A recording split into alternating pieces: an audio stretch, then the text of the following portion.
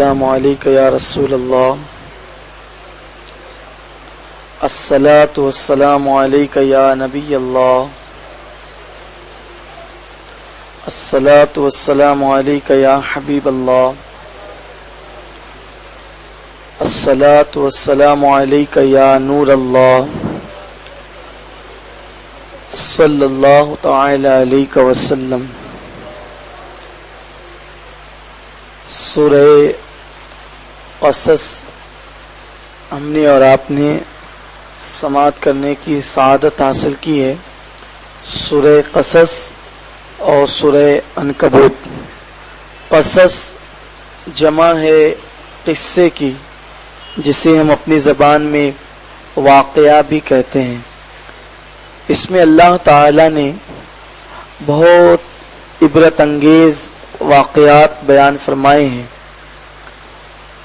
پہلا واقعہ جو فرعون اور موسیٰ علیہ السلام کے حوالے سے ہے، وہ بہت عبرت انگیز سبق آموز ہے۔ یہ کہ اللہ تعالی جب بھی کسی کو نعمت عطا فرماتا ہے اور پھر اللہ کا وہ بندہ اللہ کے دوسرے بندوں پر ظلم کرتا ہے تو اللہ تبارک و تعالی اس سے وہ نعمت چھین لیتا ہے، اور دنیا میں بھی اسے خسارہ اور نقصان ہوتا ہے، اور آخرت میں وہ اللہ کے سخت ترین عذاب میں مبتلا ہوتا ہے۔ تو اللہ رب العزت نے سورہ القصص کی ابتدا اسی طرح فرمائی ہے کہ ہم نے فرعون کو جو نعمت عطا کی تھی تو فرعون نے ظلم کرنا شروع کیا۔ وہ یہ کہ بنی اسرائیل میں جو بچیاں پیدا ہوتی، یہ جو فرعون ہے، آپ جس طریقے سے حیدرآباد کے علاقے میں جو حکومت ہوا کرتی تھی، تو حیدرآباد میں جتنے بھی بادشاہ ہوتے تھے ان کو نظام کہتے تھے۔ یعنی نظام کسی مخصوص آدمی کا نام نہیں ہے، بلکہ نظام ہر بادشاہ کو نظام اول، نظام ثانی، نظام ثالث، نظام رابع، اس طریقے سے وہ ہوا کرتے تھے۔ اسی طریقے سے جو ہے وہ کرناٹک کے اس علاقے میں جو عادل شاہی حکومت ہوا کرتی تھی، تو وہاں بھی جو ہے اسی طریقے سے ایک مخصوص لقب تھا جو تمام بادشاہ کو تھا۔ تو مصر کے ہر بادشاہ کو فرعون کہتے ہیں، اور جو فرعون تھا اس کا اصل نام ولید تھا۔ یعنی کہ مصر کے بادشاہ جو بھی ہوتے تھے، اچھے برے، سب کو فرعون کہا جاتا تھا۔ تو میرے پیارے آقا صلی اللہ علیہ وسلم کے پیارے دیوانوں، آپ سن چکے ہیں کہ جناب بنی اسرائیل جو ہے وہ یوسف علیہ السلام کے زمانے میں مصر میں آئے، اور وہ اس وقت سے مصر میں تھے۔ بادشاہت جب بنی اسرائیل مصر میں آئے تو ساری بادشاہت تو اللہ نے انہی کے ہاتھ میں دی، مگر جب وہ اللہ کے نافرمان ہو گئے اور رسولوں کے گستاخ اور غدار ہو گئے تو اللہ تعالیٰ نے پھر ان پر جو ہے مسلط فرما دیا دوسروں کو، کہ جب لوگ مذہب کے باغی ہوتے ہیں تو اللہ تعالیٰ ان پر ظالم حکمرانوں کو مسلط فرماتا ہے، اور پھر ظالم حکمراں جب مسلط ہوتے ہیں تو پھر لوگوں کو ان کے اعمال کی سزا مل ہی کر رہتی ہے۔ تو بنی اسرائیل جب اللہ اور اس کے رسولوں کے باغی ہوئے تو اللہ تعالیٰ نے انہیں فرعون جیسا شخص ان پر مسلط فرمایا، مگر فرعون نے بھی حد سے زیادتی کر دی، اور پھر فرعون نے بنی اسرائیل کے بیٹیوں کو، جو بچیاں ہوتی بیٹیاں لڑکیاں، انہیں زندہ رکھتا تاکہ وہ انہیں اپنے غلام اور کنیز بنائے، اور جو بیٹے ہوتے انہیں ذبح کرتا۔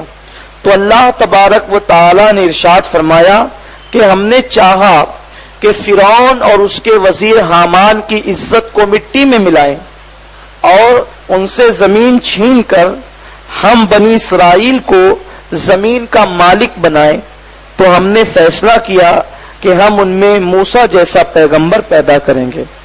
پتہ چلا قوموں کو جو ذلت سے عزت ملتی ہے وہ انبیاء کے صدقے میں ملتی۔ جب اللہ نے چاہا کہ بنی اسرائیل کو عزت ملے تو اللہ نے ان کے اندر فیصلہ فرمایا کہ وہ اپنے نبی کو، اپنے کلیم کو پیدا فرمائے گا، مگر یہ بھی عجیب امتحان تھا. یہاں جناب موسیٰ علیہ السلام کی ولادت کا ذکر ہے سورہ القصص میں. سورہ مریم میں جناب عیسیٰ علیہ السلام کی ولادت کا تذکرہ ہے، لیکن ہم نہیں کر سکے تھے. اگر یہاں پر ہم موسیٰ علیہ السلام کی ولادت کا ذکر کریں گے اور ہم آپ کو بتائیں گے کہ انبیاء کرام کی ولادت کا ذکر کرنا یہ اللہ کی سنت ہے. اور آج آپ نے میلاد موسیٰ پڑھا ہے، میلاد موسیٰ سنا ہے آپ نے. اللہ تعالیٰ فرماتا ہے کہ جب ہم نے فیصلہ کیا موسیٰ کو پیدا کرنے کا تو ادھر فرعون نے ایک خواب دیکھا. فرعون کو یہ خواب نظر آیا کہ ایک اسرائیلی بنی اسرائیل کے ایک بچے کے ذریعے سے اس کی حکومت کا تختہ الٹ دیا جائے گا. جب اس نے یہ خواب بیان کیا اور اسے خطرہ ہو گیا کہ میرے خواب کی تعبیر تو یہ ہے کہ میرا تخت و تاج بنی اسرائیل میں پیدا ہونے والا ایک لڑکا الٹ دے گا، تو اس نے کہا کہ آج کے بعد مصر میں بنی اسرائیل میں جتنے بچے پیدا ہوں گے وہ سب کو قتل کیا جائے. پھر بعد میں یہ فیصلہ اس نے کیا کہ ایسا کیا جائے کہ 1 سال بچوں کو قتل کیا جائے اور 1 سال چھوڑ دیا جائے. یہ اعلان اس اعلان کے بعد ہو گیا. اب اتفاق کی بات یہ ہوئی کہ جناب ہارون علیہ السلام اس زمانے میں پیدا ہوئے جو زمانہ زندگی کا زمانہ تھا، چھوڑ دینے کا زمانہ تھا، اور موسیٰ علیہ السلام اس زمانے میں پیدا ہوئے جبکہ قتل کا زمانہ تھا. جب اس کو پھر یہ خطرہ لاحق ہوا کہ اگر ہم نے 1 سال چھوڑا اور 1 سال جو ہے وہ رہنے دیا تو ممکن ہے جس سال رہنے دیا جائے اسی سال وہ بچہ پیدا ہو جائے. پھر اس نے اپنے اعلان کو منسوخ کیا اور کہا کہ اب جو ہے وہ سب کو قتل کیا جائے اور آئندہ ہر مرد اپنی بیوی سے علیحدہ رہے. حالانکہ ہارون علیہ السلام جس سال چھوڑ دیا گیا تھا اس سال پیدا ہو گئے، بچ گئے، اور اب کی بار یہ اعلان تھا کہ اب سبھی بچوں کو قتل کیا جائے، کسی کو زندہ نہیں رکھا جائے. اب جناب موسیٰ علیہ السلام شکم مادر میں پرورش پا رہے ہیں اور آپ کی والدہ کو خوف ہے کہ کسی طرح سے بات فرعون تک نہ پہنچ جائے. معاملہ چھپتے چھپاتے آخر کار یہ یہاں تک کہ معاملہ طے ہوا، یہاں تک کہ بات آئی کہ اب جناب موسیٰ علیہ السلام کی ولادت کا وقت آ گیا. فرعون کے جو جاسوس تھے، مخبر تھے، وہ ہر دروازے پر کھڑے رہتے تھے. حتیٰ کہ یہ بھی ہوا کہ جناب موسیٰ علیہ نبینا علیہ السلام کی ولادت کے وقت بعض روایتوں میں یہ آتا ہے کہ ایک بات یہ بھی تھی کہ جو شکم میں بچے آ چکے ہیں انہیں رہنے دیا جائے، مگر ان کی ولادت کے وقت بنی اسرائیل کی دایا نہیں ہوگی بلکہ فرعون کی طرف سے دایا بھیجی جائے گی. اگر بچہ پیدا ہوگا تو اسے وہ قتل کر دے گی پانی میں ڈبو کے یا جو بھی طریقہ ہوگا، یا پھر بچی پیدا ہوگی تو اسے زندہ رہنے دے گی. روایتوں میں بڑا اختلاف ہے.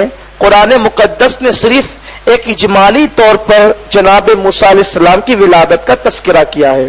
مفسرین کے اقوال اس میں بہت مختلف ہے. تو مجھے بہت زیادہ صحیح روایت یہی معلوم ہوتی ہے کہ اس نے ایسا ہی کیا ہوگا کہ جو بچے شکم میں آ چکے ہیں انہیں رہنے دیا جائے، چونکہ ان کو ختم کرنے کا کوئی طریقہ اس زمانے میں نہیں ہوتا ہوگا، تو اس نے اسی لیے کہا ہوگا کہ اب دائیاں کھڑی رہے گی اور پھر وہ بچہ پیدا ہوگا تو قتل کر دے گی اور بچی پیدا ہوگی تو اسے رہنے دے گی.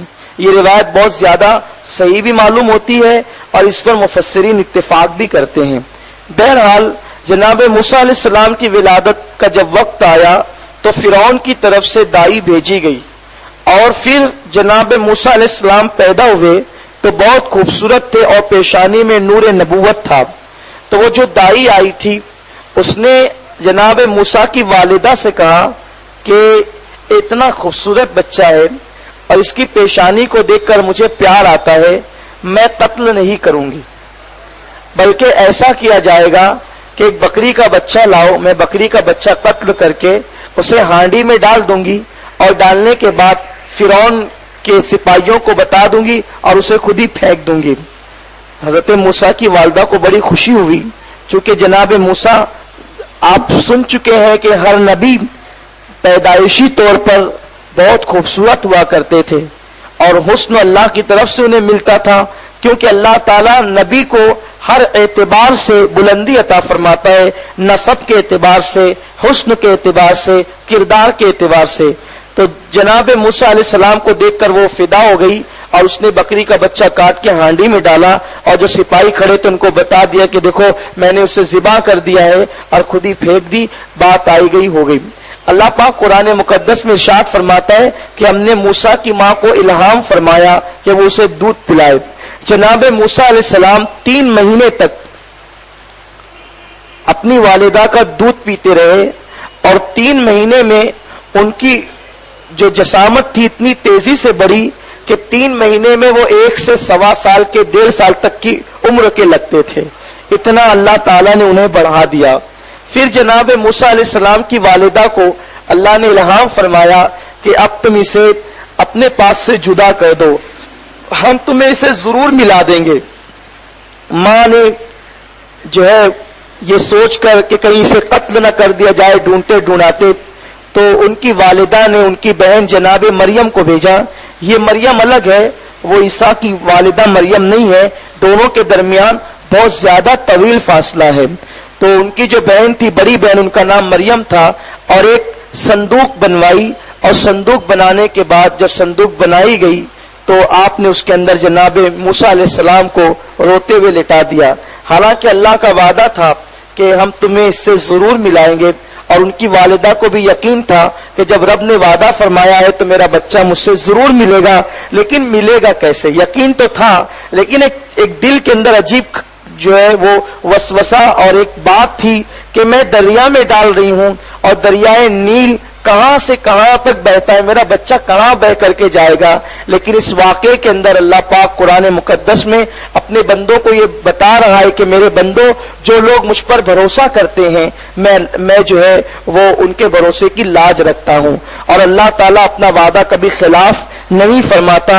اور یہی بتایا گیا کہ اللہ جسے زندہ رکھنا چاہے اسے کائنات کی کوئی طاقت مار نہیں سکتی، اور اللہ جسے مارنا چاہے اسے کائنات کی کوئی طاقت جلا نہیں سکتی۔ جناب موسیٰ علیہ السلام کی والدہ نے جناب موسیٰ علیہ السلام کو صندوق میں ڈالا، اور پھر دریائے نیل کے اندر اس صندوق کو ڈال دیا۔ صندوق دریائے نیل کی جو لہریں تھی اس پر تیرتا ہوا، ایک نہر دریائے نیل سے فرعون کے باغ میں جاتی تھی، اسی باغ کی سمت وہ ہو گیا، اور پھر اس کے بعد جناب موسیٰ علیہ السلام اس طرح فرعون کے باغیچے میں آ گئے، اور فرعون کے باغیچے میں جو نہر تھی، سپاہیوں نے اس صندوق کو دیکھا، اور دیکھنے کے بعد کھولا تو وہ دوڑتے ہوئے فرعون کے پاس لائے اور فرعون کو بتایا کہ یہ بچہ ہمیں صندوق میں ملا ہے۔ فرعون نے دیکھا اور دیکھنے کے بعد کہا کہ اسے قتل کر دو۔ فرعون کی بیوی جو انبیاء کی اولاد میں سے تھی، جناب آسیہ، اس نے کہا کہ فرعون، اس بچے کو قتل کر کے تجھے ملنا کیا ہے؟ اور تو نے تو اس سال یہ اعلان کیا ہے، جب تو نے اعلان کیا تھا کہ 1 سال چھوڑ دیا جائے گا، 1 سال قتل کیا جائے گا، لیکن تو نے اس سال اعلان کیا کہ قتل ہی کیا جائے گا۔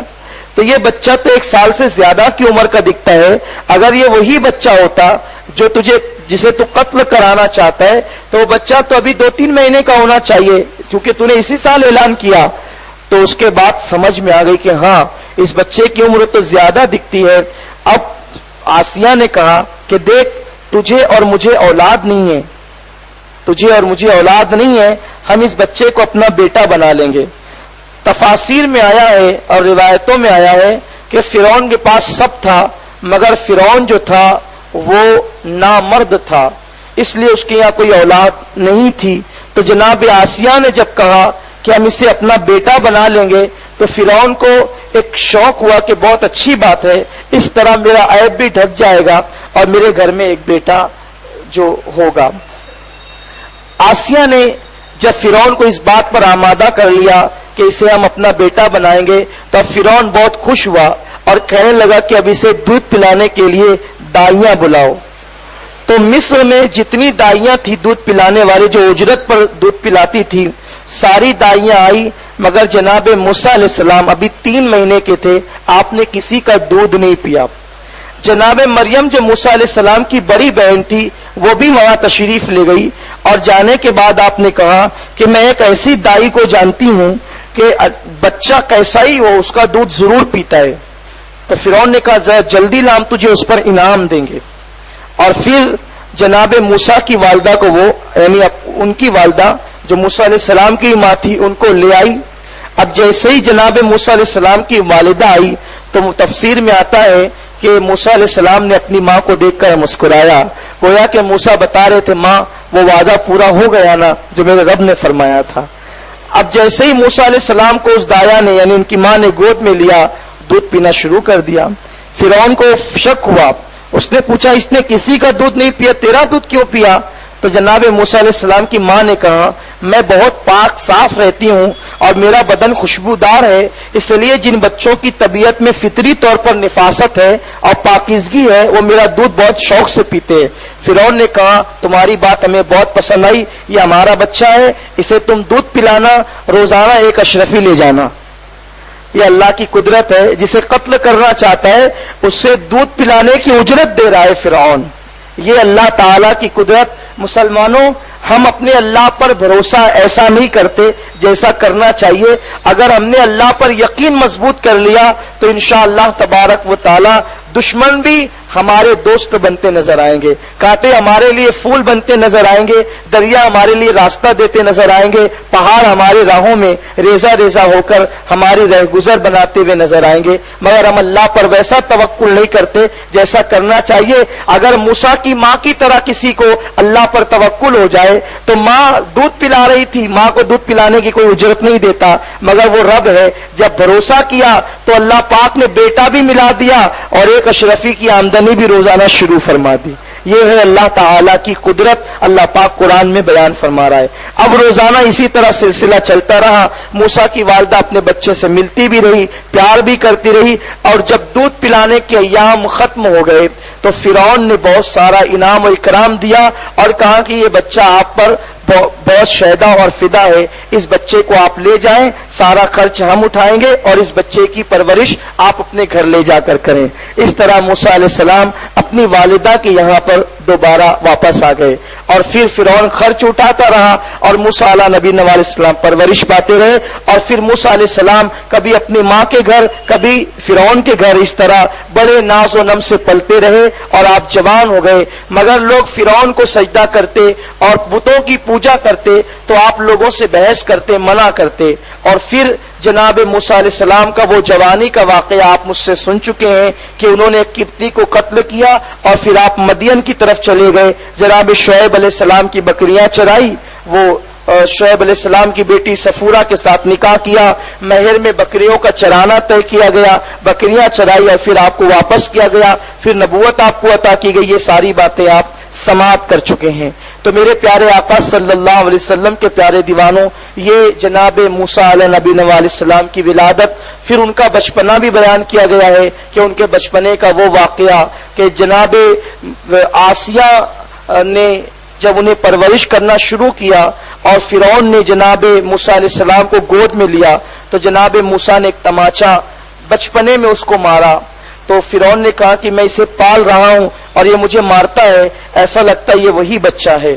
تو جناب موسیٰ علیہ السلام کی جو والدہ جنہوں نے انہیں گود لیا تھا، پالا تھا، جسے ہم اور آپ جناب آسیہ کے نام سے جانتے ہیں، گود لینے والی والدہ آسیہ تھی۔ تو جناب آسیہ نے کہا کہ دیکھ یہ بچے ایسے ہی ہوتے ہیں، انہیں اپنی اور بیگانوں میں فرق نہیں ہوتا۔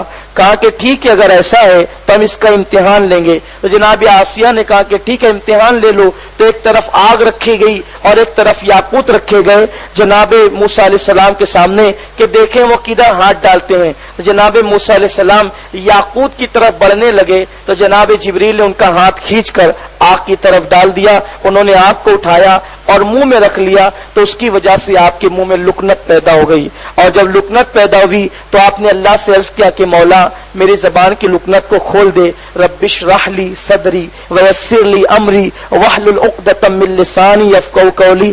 آج بھی اس دعا کی یہ تاثیر ہے کہ جن بچوں کی گفتگو میں زبان نہ پلٹتی ہو، اگر ان بچوں کو یہ پڑھایا جائے تو وہ فر بولنے لگتے ہیں۔ آج بھی اس دعا کی یہ تاثیر ہے اور اس دعا کا یہ اثر ہے۔ بہت تفصیل کے ساتھ واقعات بیان کیے گئے ہیں، ان واقعات کی طرف جانا مقصود نہیں ہے، مجھے اتنا ہی واقعہ بیان کرنا تھا، اور باقی کے جوانی، شادی اور نبوت ملنا اور اس کے بعد فرعون کے دربار میں آنا، یہ سب ہم پہلے بیان کر چکے ہیں۔ اس کے بعد جناب موسیٰ علیہ السلام کے زمانے کا ہی ایک اہم واقعہ بیان کیا گیا، جسے چونکہ زکوٰۃ کی فضیلت، زکوٰۃ کی فردیت، زکوٰۃ کے مسائل ہم نے اب تک کے بیان نہیں کیے، اور وہ سورہ قصص کے لیے ہم نے اٹھا رکھے تھے، اس لیے آج ہم اس پر گفتگو کریں گے۔ زکوٰۃ کے حوالے سے جناب موسیٰ علیہ السلام کی قوم کا ایک نصیحت آموز واقعہ بیان کیا گیا ہے۔ وہ یہ ہے کہ اللہ تعالیٰ نے پھر موسیٰ علیہ السلام کی قوم میں ایک بہت بڑے مالدار کا ذکر فرمایا، جس کا نام قارون ہے۔ قارون جو تھا یہ بھی بنی اسرائیل سے تھا اور حضرت موسیٰ علیہ السلام کی خالہ کا بیٹا تھا۔ موسیٰ علیہ السلام کا بہت قریبی اور بڑا چہیتا یہ امتی تھا، حتیٰ کہ بعض روایتوں میں یہ آیا ہے کہ یہ بندہ توریت کا حافظ بھی تھا۔ جو قارون تھا وہ توریت کا حافظ بھی تھا، لیکن بعض مفسرین نے اتنا ہی لکھا ہے کہ وہ توریت کا بہترین قاری تھا۔ اکثر اسے قاری کہتے ہیں لیکن بعض نے اسے حافظ بھی کہا ہے۔ بہرحال اس اختلاف میں نہیں پڑتے، اس کا قاری ہونا بھی بہت بڑی بات ہے، اس لیے کہ موسیٰ علیہ السلام جب بھی توریت سننا چاہتے تو آپ قارون سے کہتے ذرا مجھے توریت پڑھ کر کے سناؤ۔ اس کی آواز اچھی تھی، بہت خوبصورت تھا اور بڑا دیندار اور بڑا نیک آدمی تھا وہ۔ اللہ تعالیٰ نے اسے دولت عطا کی، اور اس کی دولت اتنی تھی، اس کے پاس اتنی دولت تھی کہ اس کی جو تجوریوں میں دولت رکھی جاتی تھی وہ کہیں اونٹ پر اس کی چابیاں لاد کر لائی اور لے جائی جاتی تھی۔ آپ مجھے بتائیے جب اس کی تجوریوں کی چابی اتنی تعداد میں تھی کہ وہ اونٹ پر لاد کر لائی اور لے جائی جاتی تھی تو اس کی تجوریاں کتنی ہوگی، اور جب اس کی تجوریاں اتنی ہوگی تو اس کے اندر مال کتنا ہوگا۔ قرآن مقدس نے بیان کیا ہے کہ ہم نے اسے بے شمار مال عطا فرمایا، دولت عطا فرمائی، اور جب مال و دولت اسے مل گیا تو مال و دولت ملنے کے بعد قارون نے جو ہے وہ جناب موسیٰ علیہ السلام کے وہ ساتھ ہی تھا، مگر اس کا امتحان اس وقت ہوا جب اللہ تعالیٰ نے موسیٰ علیہ السلام پر زکوٰۃ کے احکام نازل فرمائے۔ اللہ تعالیٰ نے ارشاد فرمایا موسیٰ تم اپنی قوم کے مالداروں سے کہو کہ وہ 2.5% زکوٰۃ ادا کرے۔ جب موسیٰ علیہ السلام نے اپنی قوم کے سرمایہ داروں کو، مالداروں کو جمع کیا اور جمع کرنے کے بعد کہا کہ تم 2.5% زکوٰۃ ادا کرو، تو جیسے آج مالدار علماء پر الزام لگاتے ہیں ویسے قارون اور دیگر مالداروں نے بھی کہا کہ موسیٰ ہمارا مال جمع کر کے کھا جائیں گے۔ یہ مالداروں کی بڑی پرانی سوچ ہے، میں سب کو نہیں کہتا، مجھے معاف فرمائیں، لیکن ان مالداروں نے، اہل ثروت نے یہی کہا۔ لیکن میں یہ کہتا ہوں ہمارا کام ہے، اللہ نے مال دیا ہے، زکوٰۃ نکال دو۔ اب اس کے بعد آپ کی زکوٰۃ کو اگر کوئی صحیح طور پر استعمال کرتا ہے تو اس کا ذمہ دار وہ ہے، برے طور پر استعمال کرتا ہے تو بھی اس کا ذمہ دار وہ ہے۔ بہرحال میں تو اتنا کہتا ہوں اگر محنت سے آپ نے کمایا ہوگا تو آپ کی زکوٰۃ کے مال کو کوئی غلط جگہ خرچ نہیں کر سکتا۔ کیونکہ اللہ کا وعدہ ہے کہ ہم نے اچھوں کے لیے اچھی چیز بنائی ہے اور بروں کے لیے بری چیز بنائی ہے۔ یہاں میں ایک بات عرض کرتا چلوں پھر میں اپنی اصل موضوع پر آؤں گا۔ جناب محبوب الہی نظام الدین اولیاء کی بارگاہ میں ان کا ایک مرید زکوٰۃ لے کر آیا اور کہنے لگا حضور دلی میں یہ چاہتا ہوں کہ یہ میری زکوٰۃ ہے، آپ جسے چاہیں دے دیں، کیونکہ میری نظر آپ کی نظر برابر نہیں ہے، تو آپ جہاں بھیجیں گے اچھی جگہ جائے گی زکوٰۃ، تو آپ جہاں چاہیں سے خرچ کر دیں، آپ علم والے اللہ والے ہیں۔ آپ نے ہاتھ میں نہیں لیا، فرمایا کہ دیکھ وہ جو باہر بھی جو بھی پہلا آدمی تجھے نظر آئے اس کو یہ تیری زکوٰۃ دے دینا۔ ایک بہت نیک پارسا اللہ والا آدمی آ رہا تھا، اس نے اس کے ہاتھ میں دے دیا اور بہت خوش ہوا کہ میری زکات بہت اچھی جگہ چلی گئی۔ اس کے بعد دوسرے نے دیکھا کہ بھئی یہ تو بہت اچھی بات ہے، حضرت کی بارگاہ میں زکات بھیجو تو زکات بہت اچھی جگہ پہنچتی ہے۔ دوسرے نے کہا حضور میری بھی زکات ہے، آپ جس کو چاہے دے دے۔ تو آپ نے فرمایا کہ دیکھ پہلا انسان جو نظر آئے اسے دے دے۔ تو دیکھا کہ ایک شرابی شراب کے نشے میں آ رہا تھا، چونکہ ان کا حکم تھا اس لیے اس کو دینا پڑا۔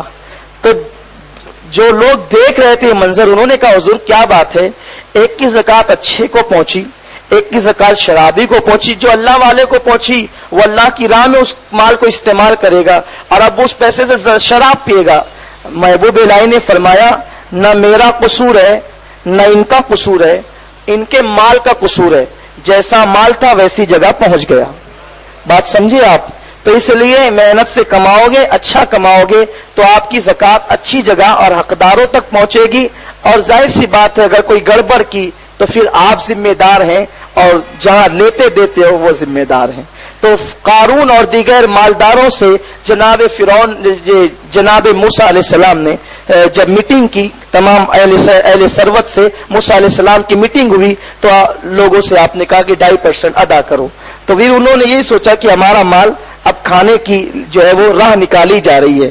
جناب موسیٰ علیہ السلام کو ان لوگوں نے یہ کہا، بعض لوگ تو دینے کے لیے تیار ہو گئے، وہ حاما اور جو قارون تھا وہ بھی دینے کے لیے تیار ہو گیا۔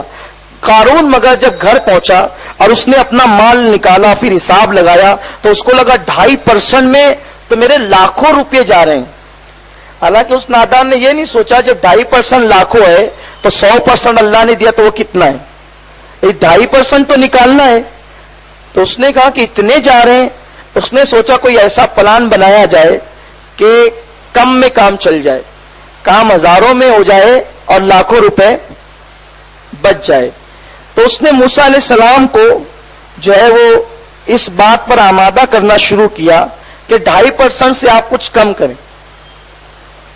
حضرت موسیٰ علیہ السلام نے کہا بھئی یہ اللہ کا حکم ہے، میں اللہ کا بندہ ہوں، میں اپنی مرضی سے کیسے کر سکتا ہوں؟ اللہ کا حکم ہے جو ہے وہ ہے، اب وہ بدلا نہیں جائے گا۔ تو اس نے پھر سوچا کہ اب کیا کیا جائے، تو اس نے اتنی گری ہوئی حرکت کی۔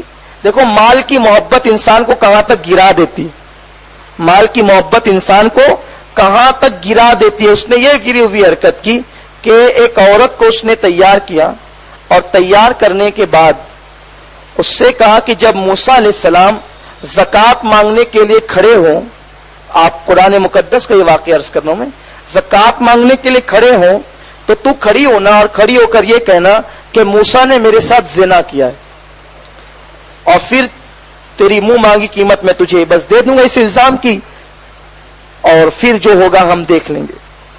جناب موسیٰ علیہ السلام جب زکوٰۃ جمع کرنے کے لیے کھڑے ہوئے تو جو قارون تھا اس نے کہا کہ موسیٰ یہ بتاؤ کہ آپ زکوٰۃ لے رہے ہو، اس سے پہلے ہم کو آپ سے ایک سوال پوچھنا ہے، کیا بات ہے؟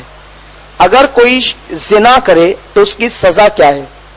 جناب موسیٰ علیہ السلام نے کہا اگر زنا کرنے والا غیر شادی شدہ ہے تو اسے کوڑے لگائے جائیں گے، اور اگر وہ شادی شدہ ہے تو پھر اس کو سنسار کیا جائے گا زمین میں آدھا گاڑ کر حتیٰ کہ وہ مر جائے۔ تو کہا یہ حکم صرف ہم لوگوں کے لیے یا آپ کے لیے بھی؟ تو آپ نے ارشاد فرمایا یہ اللہ کا حکم ہے اور سب کے لیے۔ پھر قارون نے اس عورت کو اشارہ کیا مگر وہ عورت نہ اٹھی، پھر اشارہ کیا پھر نہ اٹھی، آخر وہ عورت اٹھ گئی، اور جیسے جناب موسیٰ علیہ السلام کے چہرے پر نظر پڑی تو نور نبوت کو دیکھ کر وہ کانپنے لگی اور پھر کہنے لگی اے جناب موسیٰ، اس قارون نے اپنی زکوٰۃ کو بچانے کے لیے مجھے ہزاروں روپے کی لالچ دے کر تیار کیا ہے تاکہ میں آپ پر زنا کا الزام لگاؤں اور یہ کہوں کہ معاذ اللہ آپ نے زنا کیا ہے، جبکہ میں یہ کہنا چاہتی تھی لیکن میں آپ کے چہرے پر نور نبوت کو دیکھ کر آپ پر یہ جھوٹا الزام نہ لگا سکی۔ حضرت موسیٰ جلال میں آ گئے اور فرمایا مولا اب بھی وہ شخص زندہ رہے گا جس نے اتنی گری ہوئی حرکت کی تیرے نبی کے ساتھ، تو اللہ نے فرمایا موسیٰ یہ تمہارا مجرم ہے، تم جو چاہو اسے سزا دو۔ حضرت موسیٰ جلالی نبی تھے، آپ نے جلال کے عالم میں فرمایا اے زمین اسے اپنے اندر دھسا لے۔ وہ دھسنے لگا تو دھستے دھستے اس نے کہا میرے مال پہ قبضہ کرنے کے لیے بڑا اچھا طریقہ تم نے نکالا کہ مجھے دھسا دیا، اب تم میرے مال پہ قبضہ کرو گے۔ حضرت موسیٰ کو پھر جلال آیا اور اللہ سے عرض کیا مولا اب اس کا مال بھی اس کے سر پہ رکھ دے۔ تو جو مال کی تجوریاں تھی وہ سب سر پہ آ گئی اور وہ اس کے ساتھ دھستا چلا گیا زمین میں۔ اللہ کے رسول فرماتے ہیں وہ اب تک دھس رہا ہے اور قیامت تک دھستا ہی رہے۔ یہ ہے زکوٰۃ نہ دینے کا انجام۔ آج ہماری قوم میں بھی یہ چیز آ چکی ہے، مال کی محبت انہیں زکوٰۃ دینے سے روکتی ہے۔ اتنا دے دوں، ہزاروں دے دوں، لاکھوں دے دوں، ارے میرے بھائی تیری زکوٰۃ اگر ہزاروں میں نکل رہی ہے، تیرے پاس لاکھوں ہے تو ہزاروں میں نکل رہی ہے، اور اللہ نے زکوٰۃ کا حکم نافذ فرما کر ہم پر بہت بڑا احسان کیا ہے۔ ورنہ شروع اسلام میں مسئلہ یہ تھا، ابتدا میں جب صحابہ کا دور تھا زکوٰۃ کا حکم آنے سے پہلے یہ حکم تھا کہ تم جتنا کماؤ گے، جتنا سینکڑوں میں کماؤ، ہزاروں میں کماؤ یا لاکھوں میں کماؤ، تم پر حکم یہ ہے کہ دن بھر میں اپنے اور اپنے بال بچوں پر جتنا خرچ کرو، خرچ کرنے کے بعد جتنا بچے تم اسے جمع نہیں کر سکتے۔ سیونگ کی اجازت بالکل کسی کو نہیں، پورا کے پورا سب غربا میں تقسیم کر دو۔ آج کمایا، آج کھایا، آج ہی تقسیم کرو، 1 روپیہ بھی تم رکھ کر کے سو نہیں سکتے، یہ حکم تھا۔ مگر جب زکوٰۃ کا حکم آیا تو اللہ کے رسول صلی اللہ علیہ وسلم نے فرمایا لوگوں اب تم مال جمع کرو، اور جمع کرنے کے بعد سال میں 1 مرتبہ 2.5% اللہ کی راہ میں نکال دو، تم پر کوئی گناہ نہیں۔ تو بتاؤ اگر یہ 2.5% کا حکم نہیں آتا اور پورا خرچ کرنے کا حکم آتا تو ہم نے کلمہ پڑھا ہے، ہمیں خرچ کرنا پڑتا، ہم خرچ کرتے اور نہ کرتے تو عذاب میں گرفتار ہوتے۔ تو بتاؤ زکوٰۃ کا حکم آیا، اور اسی لیے زکوٰۃ کے 2 معنی ہے۔ ایک زکوٰۃ کا معنی ہوتا ہے پاک کرنے کے، تو زکوٰۃ دے کر انسان اپنے مال کو پاک کر لیتا ہے، اور زکوٰۃ کا ایک معنی ہوتا ہے بڑھانے کے، تو زکوٰۃ جو دیتا ہے اللہ اس کے مال میں اضافہ فرماتا ہے۔ تو اللہ تعالیٰ نے اگر مال دیا ہے تو زکوٰۃ ادا کیجیے۔ کچھ زکوٰۃ کے بارے میں باتیں عرض کرنا چاہتا ہوں، مسائل، کیونکہ آپ فضائل وغیرہ تو سنتے رہتے ہیں، سن چکے ہیں، مجھے امید ہے کہ ہر شخص زکوٰۃ ادا کرے گا۔ مسئلہ ہے تو میری گزارش ہے کہ مسئلے کو آپ بہت کان لگا کر سنیں تاکہ سننے میں آپ غلطی نہ کریں۔ حاجت اصلیہ کے علاوہ اگر کسی کے پاس 52.5 تولہ چاندی یا 7.5 تولہ سونا یا اتنی رقم ہو تو ایسی صورت میں آدمی پر زکوٰۃ واجب ہوتی ہے۔ یہ زکوٰۃ کی ابتدا ہے۔ آج کل سونا جو ہے وہ بہت مہنگا ہو گیا ہے اور چاندی کو اتنا بھاؤ نہیں ہے، تو لوگ پریشان رہتے ہیں میرے پاس 52.5 تولہ چاندی نہیں ہے، 2 ہی تولہ سونا ہے، تو اب کیا مجھ پہ زکوٰۃ واجب ہے؟ تو اگر سونا بیچ کر 52.5 تولہ چاندی یا اتنی رقم بن جاتی ہے تو ایسی صورت میں آپ پر زکوٰۃ واجب ہے۔ اس سال جو ہم نے چاندی کا بھاؤ معلوم کر کے حساب لگایا تو ہمیں پتہ چلا کہ حاجت اصلیہ کے علاوہ جس کے پاس 15,000 روپے ہوں گے اس پر زکوٰۃ واجب ہوگی۔ یہ ہم نے بہت محتاط اندازہ لگا کر حساب لگایا ہے۔ تو میرے پیارے آقا صلی اللہ علیہ وسلم کے پیارے دیوانوں، حاجت اصلیہ کیا ہے؟ رہنے کا مکان، سردی گرمی کے کپڑے اور استعمال کے برتن، اسے حاجت اصلیہ کہتے ہیں۔ نہیں جس کے بغیر زندگی نہیں گزرتی ہو اسے حاجت اصلیہ کہتے ہیں۔ تو اب جس کے پاس 15,000 ہے اس پہ زکوٰۃ واجب ہو گئی۔ اب اس سے جتنا زیادہ ہوگا تو ہر 1000 پر جو ہے وہ آپ کو 2.5% یعنی 1000 پر 25 روپیہ آپ کو نکالنا ہوگا۔ یہ بالکل آسان حساب ہے۔ اگر آپ کی بیوی ہے، آپ کے پاس مکان ہے، کپڑے سب چیز ہے، اور آپ کی بیوی کو اس کی شادی کے موقع پر سسرال سے اور ماں کے یہاں سے زیورات ملے تھے، اب وہ زیورات اتنے ہیں کہ اگر انہیں فروخت کیا جائے اور فروخت کرنے کے بعد 15,000 یا اس سے زائد رقم ہو جائے اور آپ پر اتنا قرض بھی نہیں ہے اور آپ دے سکتے ہیں تو آپ کے لیے زکوٰۃ لازم اور واجب ہے۔ اسی طریقے سے اگر کسی کے پاس زیورات ہے تو وہ زیورات آج کی قیمت جو سونے چاندی کا آج کا بھاؤ چل رہا ہے اسے تلوائے، اور تولنے کے بعد جو آج کی قیمت ہے اس کا حساب لگائے اور 1000 پر 25 کے حساب سے وہ زکوٰۃ نکالے۔ زکوٰۃ کے جو مستحقین ہے، سب سے افضل ترین مسئلہ یہ ہے کہ جب زکوٰۃ دی جائے تو زکوٰۃ میں اپنے قریبی رشتہ داروں کو مقدم رکھا جائے۔ پہلے اپنے رشتہ دار، پھر اس کے بعد پڑوسی، دوست و احباب، اور پھر اس کے بعد دوسرے۔ تو اس لیے سب سے بہترین زکوٰۃ دینے والے وہ ہیں جو اپنے قرابت داروں کو زکوٰۃ دیتے ہیں۔ مگر چونکہ آج کے زمانے میں معاملہ یہ ہے کہ آزادی سے پہلے، یعنی جب 1857 سے پہلے جو علماء ہوتے تھے وہ اپنے گھروں کے صحن میں یا بچوں کو مدرسہ پڑھاتے تھے، عالم بناتے تھے، لوگوں کو پڑھنے کے لیے جانا ہوتا تھا تو باضابطہ طور پر کوئی بڑے بڑے دارالعلوم اس زمانے میں نہیں ہوا کرتے تھے، بلکہ کیا ہوتا تھا کہ علماء جو ہوتے تھے ان کے گھروں میں بچے جا کر پڑھتے تھے اور وہیں عالم بنتے تھے۔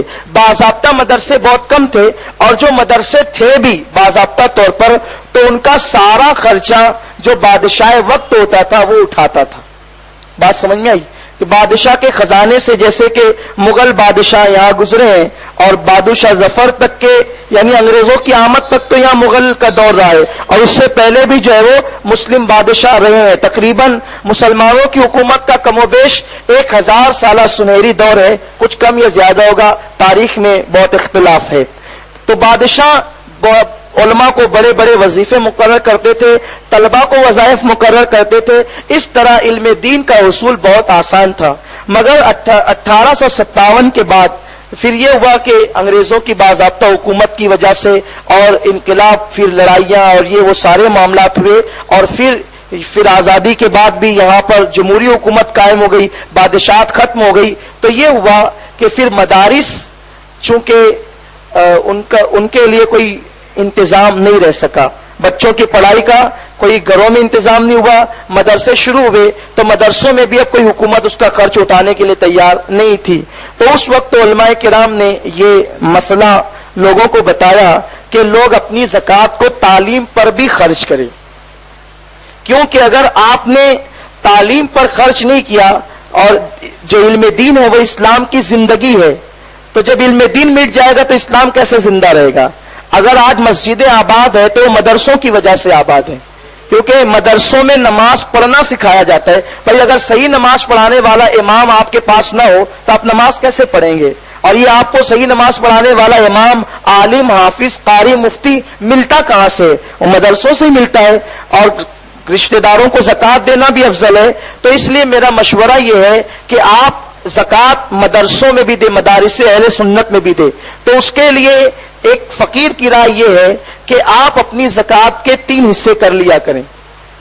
جو بھی آپ کی زکوٰۃ نکلتی ہو آپ اس کے 3 حصے کر لیا کریں۔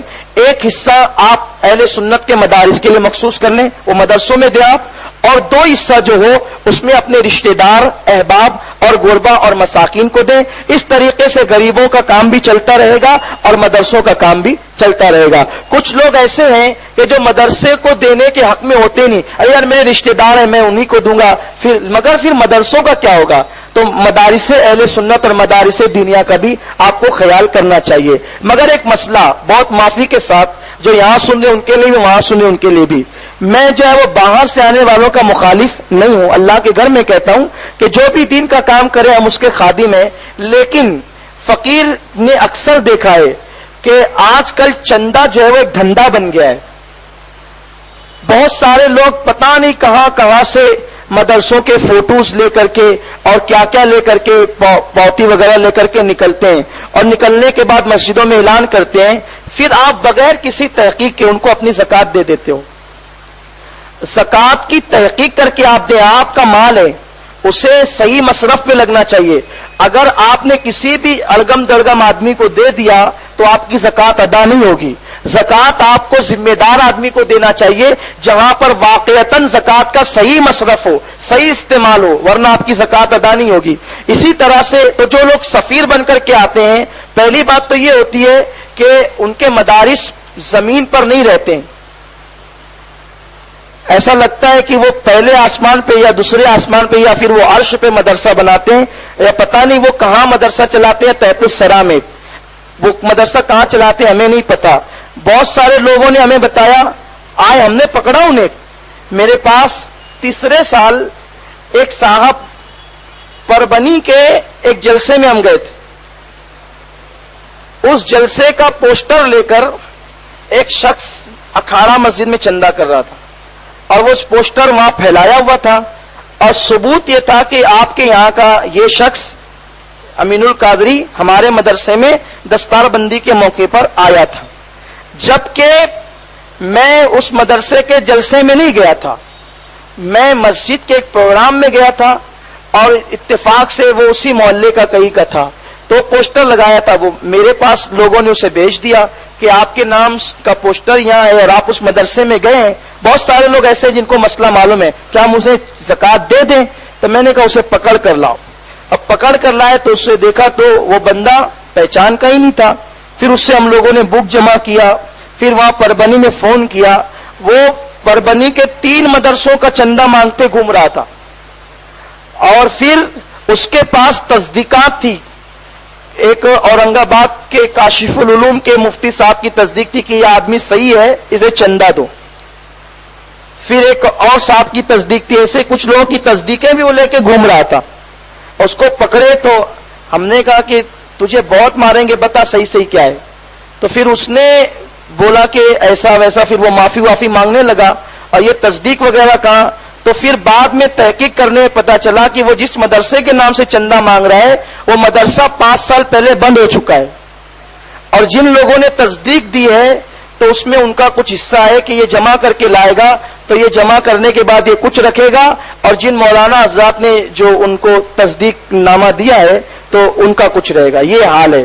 آج بھی وہ تصدیقات جو ہے اور وہ پاوتیاں سب میرے پاس تھی. میں نے گٹری بنا کر امیر سنی دعوت اسلامی کے حوالے کی, اور ابھی بھی وہ بھیونڈی میں پڑی ہوئی ہے. اگر کوئی دیکھنا چاہے تو ہم ثبوت کے طور پر لا کر آپ کو بتا سکتے ہیں. یعنی قوم کی زکوٰۃ کے ساتھ ایسا کھلواڑ کیا جا رہا ہے. تو آپ سے میری گزارش ہے کہ آپ اپنی زکوٰۃ کو باہر کے سفیر کو اگر دینا چاہیں تو پہلے مقامی طور پہ علماء سے آپ تصدیق کر لیں کہ واقعی یہاں مدرسہ چلتا یا نہیں. دیکھیے, آپ کی آپ سے ہمیں محبت ہے تو آپ کا مال بھی صحیح طور پہ جانا چاہیے, لگنا چاہیے, تاکہ قیامت کے دن اللہ تبارک و تعالیٰ کی بارگاہ سے آپ کو اجر مل سکے. ورنہ آپ نے کسی کو بھی دے دیا تو زکوٰۃ ادا نہیں ہوگی. اسی طرح بہت سارے لوگوں کی یہ عادت ہے کہ وہ کیا کرتے ہیں, مالیگاؤں میں ایک معمول ہے حق رضا دینے کا. حق رضا دی جاتی ہے, ہمارے مزدور طبقے اس کو اکرجا کہتے ہیں. بہرحال جو بھی ہو, لیکن وہ یہ ہے کہ ایک معمول ہے. یعنی ایک ہمارے بڑوں نے, جو ہمارے بڑے بزرگ پرخ تھے, تو ان کی نیتیں بہت اچھی تھی. آج کے سیٹوں سے تو بہت اچھی تھی ان کی نیت, اور پھر اللہ نے انہیں نوازا بھی تھا.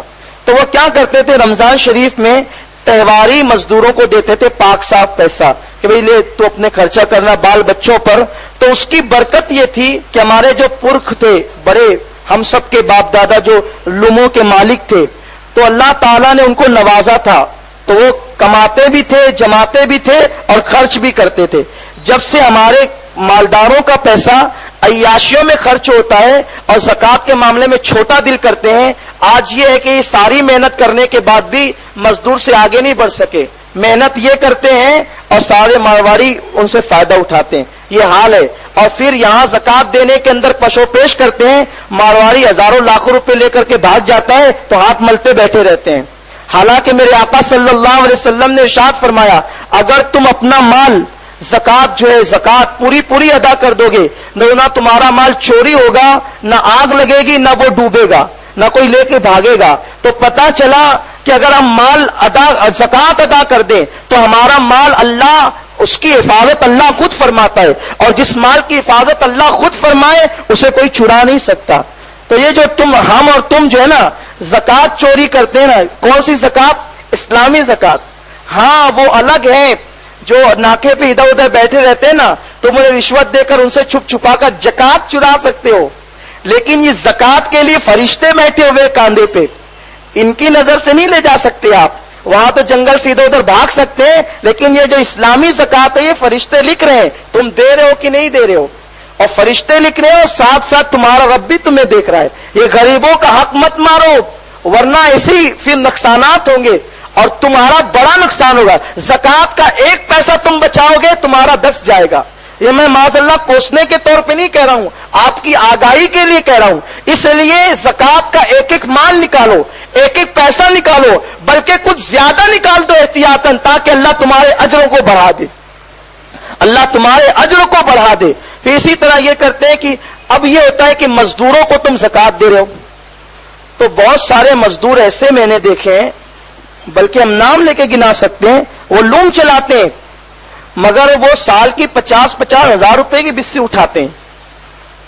ہم جانتے ہیں، ہم عوام سے ہمارا الحمدللہ رابطہ ہے، عوام کے ارد گرد رہتے ہیں، عوام ہمارے ارد گرد، ہم سب ایک دوسرے سے مل جل کر رہتے ہیں، تو عوامی مسائل کو ہم لوگ الحمدللہ بہت اچھے سے اللہ کے فضل سے جانتے، اس سے واقف ہے. تو بہت سارے ایسے مزدور ہوتے ہیں جو اتنا جمع کرتے ہیں. تو اب مجھے بتائیے کہ جو 50,000 روپے سال کی بسی اٹھا کر کے رکھ رہا ہے، بینک بیلنس کر رہا ہے، تو کیا وہ زکات لے سکتا ہے؟ اس پر تو خود فرض ہے کہ وہ زکات دے، وہ تو خود زکات دے گا. تو اب آپ نے اس کو حق رضا کے طور پر جو ہے وہ زکات دے دی، تو آپ کی زکات ادا نہیں ہوئی. آپ جس مزدور کو زکات دے رہے ہیں، آپ پہلے اس سے معلوم کریں کہ کیا واقعی وہ فقیر اور غریب ہے یا نہیں. فقیر یعنی مانگنے والا فقیر نہیں، یہ شریعت کی اصطلاح میں فقیر ہے یعنی جو کنگال ہو، جس کے پاس کچھ نہ ہو، یا کم از کم اتنا تو اس کے پاس نہ ہو کہ اس پہ زکات فرض ہو، یعنی اس کے پاس کھا پی کر سب ختم ہو جاتا ہو، کوئی اس کے پاس بینک بیلنس نہیں ہو، کوئی جمع کھاتا اس کے پاس نہیں ہو، تو وہ زکات لے سکتا ہے. اب ایسی صورت میں اگر واقعی وہ اس کا مستحق ہے تو آپ اس کو زکات دیں، آپ کی زکات ادا ہو جائے گی. پھر اسی طریقے سے اگر اسلامی یہ مسئلہ ہے کہ ہاشمی کو زکات نہیں دے سکتے، یعنی روئے زمین پر جتنے سید ہیں، اگر آپ نے کسی سید کو زکات دی تو بھی آپ کی زکات ادا نہیں ہوگی. اور سید کتنا بھی غریب ہو جائے، کتنا بھی غریب ہو جائے، اس پر حرام ہے کہ وہ زکات لے. تو بہت سارے لوگ جو ہے وہ سادات گھرانے سے اپنے آپ کو کہلاتے ہیں، مگر وہ رمضان شریف میں زکات بھی معاذ اللہ لے لیتے ہیں، تو ان پر زکات حرام ہے، ان کو چاہیے کہ وہ اس سے بچیں. تو میں امید کرتا ہوں کہ بہت ساری باتیں جو موٹی موٹی تھی وہ ہم نے آپ کو بتا دیا. اسی طرح بہت سارے لوگوں کا بینک میں پیسہ جمع ہوتا ہے، تو بینک میں جو پیسہ جمع ہے وہ گویا کہ آپ ہی کے پاس موجود ہے، تو آپ کو چاہیے کہ جو آپ کی اصل رقم ہے آپ اس کی زکات نکالیں، اور جو بڑھ کر کے گورنمنٹ کی بینک سے ملتا ہے جب وہ آپ کے ہاتھ میں آ جائے پھر اس کے بعد آپ اس کی زکات نکالیں. اسی طرح جو گورنمنٹ سرونٹ ہے، تو ہوتا کیا ہے، گورنمنٹ یہ کرتی ہے کہ جو ان کے یہاں پہ سروس کرتے ہیں تو ان کو وہ سیلری دیتی ہے، تنخواہ دیتی ہے، اور اس کے بعد کچھ پیسے وہ الگ سے بچت کھاتے میں اس کے نکال کر رکھ دیتی ہے. پھر کیا ہوتا ہے، وہ سب جمع کرتی رہتی ہے، اور آخری میں جب وہ بندہ ریٹائر ہوتا ہے تو اس کو وہ سب ایک ساتھ وہ پیسے دیتی ہے. تو ایسی صورت میں جو آپ کی سیلری سے کٹ کر کے جمع ہو رہا ہے وہ آپ کو معلوم ہوتا ہے کہ میرا اتنا کٹتا ہے اور اتنے سال سے کٹ رہا ہے، تو آپ کو چاہیے کہ آپ اس کی بھی زکات نکالیں، آپ نکال سکتے ہیں اس کی بھی زکات.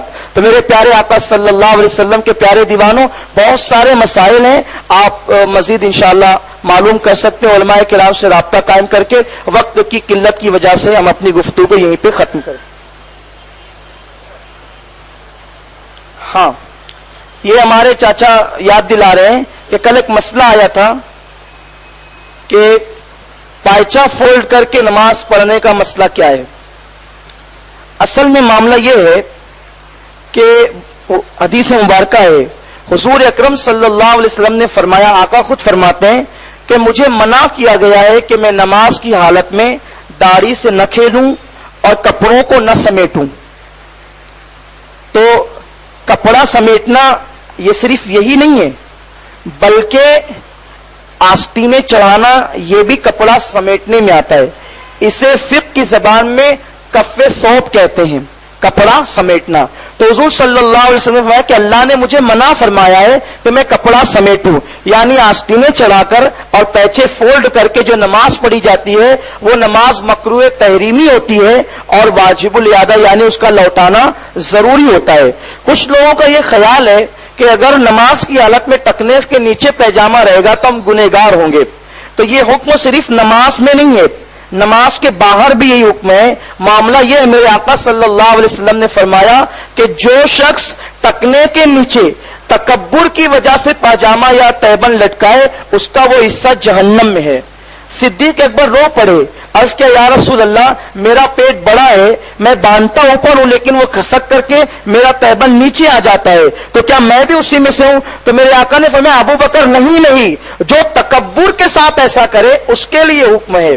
تو حدیث نے تو واضح کر دیا کہ اگر کوئی تکبر کی وجہ سے نماز کے علاوہ بھی پیجامہ ٹکنے سے نیچے لٹکاتا ہے تو وہ گنہگار ہے اور اس کا اتنا حصہ جہنم میں ہے، بلکہ یہاں تک فرمایا گیا کہ شب برات میں بھی بغیر توبہ کے اس کی مغفرت نہیں ہوتی جس نے تکبر کے ساتھ لٹکایا۔ لیکن جو تکبر کی وجہ سے نہیں لٹکا رہا ہے وہ یوں ہی لٹک گیا، یہ آج کل لڑکوں کا فیشن ہے، فیشن کی وجہ سے انہوں نے لٹکا لیا تو اور انہوں نے تکبر نہیں کیا تو وہ اس حکم میں نہیں آئیں گے۔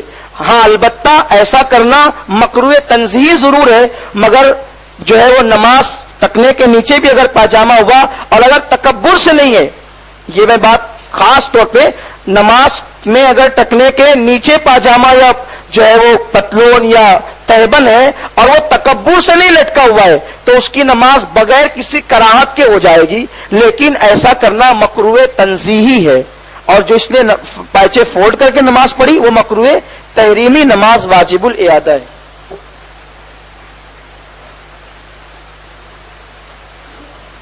دیکھیے اب ایسا لگتا ہے کہ یہ سوالات کی محفل کا لوگ غلط فائدہ اٹھا رہے ہیں، لوگ جو ہے وہ ایسے سوالات کر رہے ہیں جس میں اختلافات ہے۔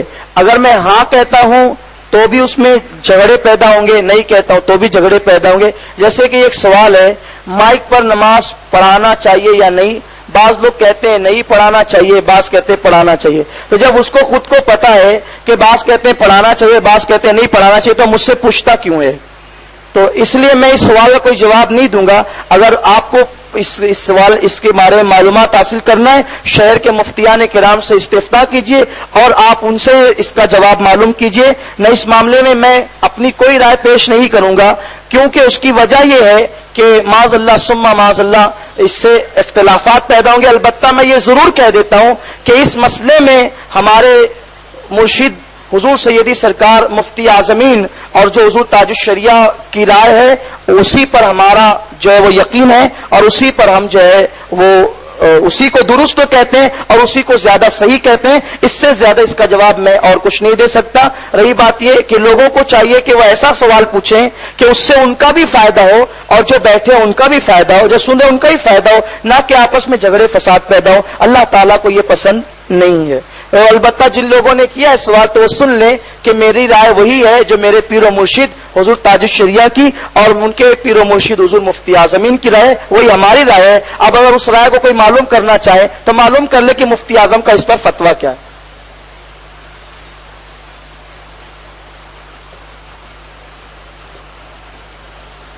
روزے کی حالت میں ناخن کاٹ سکتے ہیں اور کٹنگ بنوا سکتے ہیں یا نہیں؟ روزے کی حالت میں ناخن بھی کاٹ سکتے ہیں اور کٹنگ وغیرہ بھی بنوا سکتے ہیں۔ جان کا صدقہ رمضان مبارک میں کسی بھی دن دے سکتے ہیں یا عید کی چاند رات کو ہی دے سکتے ہیں؟ بیان کیجئے۔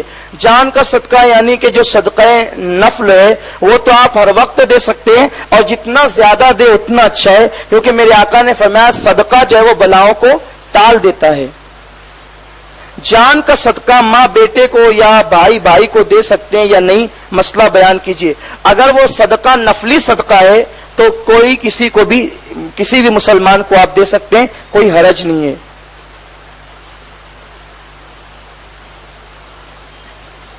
ایک سوال یہاں کیا جا رہا ہے کہ مصطفیٰ جان رحمت پہ لاکھوں سلام، یہ مصطفیٰ جو ہے وہ اعلیٰ حضرت کے بیٹے کا نام ہے اور جان رحمت ان کی بیوی کا نام ہے، تو ان پر درود و سلام کیوں بھیجتے ہیں اور مسجد میں سلام لکھا رہتا ہے؟ تو کیا یہ صحیح ہے یا غلط؟ روشنی ڈالیے۔ دیکھیے ایسا ہے کہ جس شخص نے بھی ایسا کہا ہے کہ مصطفیٰ ان کے بیٹے کا نام ہے اور جو ہے وہ جان رحمت ان کی بیوی کا نام ہے، وہ آدمی جھوٹا اور کذاب ہے۔ یہ بات ضرور ہے کہ مصطفیٰ جان رحمت پہ لاکھوں سلام، مصطفیٰ رضا حضور اعلیٰ حضرت کے بیٹے کا نام ہے، مگر اعلیٰ حضرت امام احمد رضا نے مصطفیٰ جان رحمت پہ لاکھوں سلام اپنی شادی سے بھی پہلے لکھا تھا۔ یہ میرے پاس اس کی تحقیق ہے، انہوں نے یہ کلام اپنی شادی سے بھی پہلے لکھا تھا۔ ہدایت بخشش آپ اٹھا کر کے دیکھ لیں، اعلیٰ حضرت کی شادی کی سن دیکھ لیں، اور اس کے بعد جو ہے وہ جس سن میں وہ آپ نے کلام لکھا اس سن کو دیکھ لیں۔ ایک بات، جب شادی سے پہلے لکھا تو بیوی اور بیٹے کا سوال ہی پیدا نہیں ہوتا۔ دوسری بات کہ جان رحمت ان کی بیوی کا نام ہے، تو ابھی میں ان سے کیا کہوں، طبیعت جھنجلاتی ہے، لیکن ہم غصہ کرنا ہمارا مذہب نہیں، ہمارا مسلک نہیں۔ البتہ یہ ضرور کہوں گا کہ جان رحمت نام کی کوئی عورت اعلیٰ حضرت کے خاندان میں نہ کوئی 4 پشت اوپر ہے نہ 4 پشت نیچے ہے۔ جان رحمت نام کی کوئی عورت ان کے خاندان میں ہے ہی نہیں۔ البتہ اعلیٰ حضرت کی بیوی کا نام ارشاد بیگم ہے، جان رحمت نہیں۔ لوگ جہالت کی بنیاد پر الزام لگاتے ہیں، لوگوں کو الزام لگانا اور اعتراض کرنا بھی نہیں آتا۔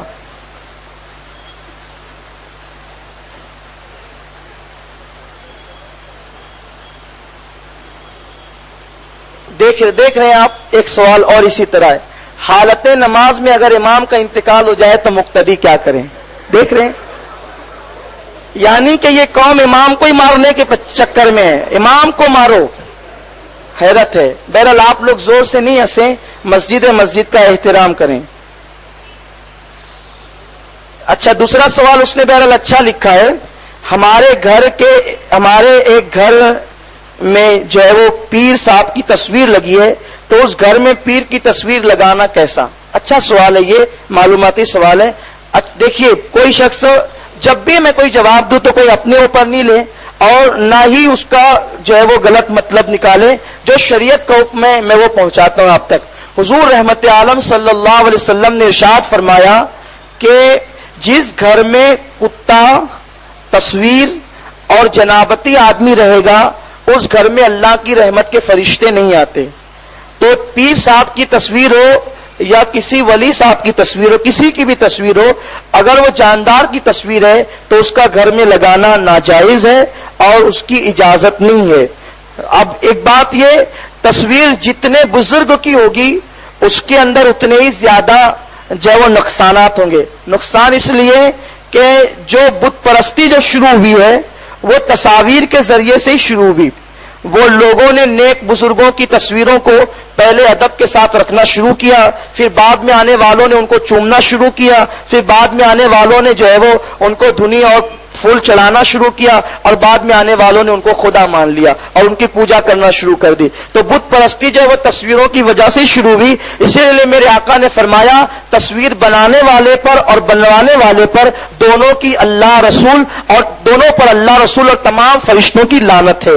اس لیے چاہیے کہ ہم جو ہے وہ شوقیہ طور پر تصویر بنوانے سے بچیں اور کسی پیر صاحب کی تصویر کو گھر میں لگانے سے بھی بچیں۔ ہاں، البتہ شناختی کارڈ ہے، پاسپورٹ ہے یا کسی ضروری کام کے لیے آپ حضرات اگر ایسا کریں تو اس کو آپ کر لیں، لیکن اس کے بعد بھی آپ توبہ کر لیں اللہ کی بارگاہ کے اندر۔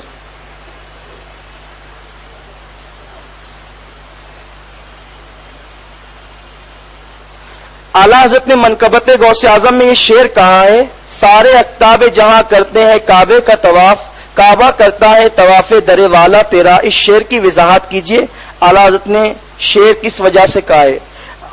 حضور غوث اعظم رضی اللہ تعالیٰ کا ایک قول ہے کہ میں وہ دن بھی جانتا ہوں، مجھے وہ دن بھی یاد ہے جب شوق سے میں کعبے کا طواف کرتا تھا، مگر اب مجھے اللہ نے وہ مرتبہ عطا کر دیا کہ کعبہ جو ہے وہ میرا طواف کرتا ہے۔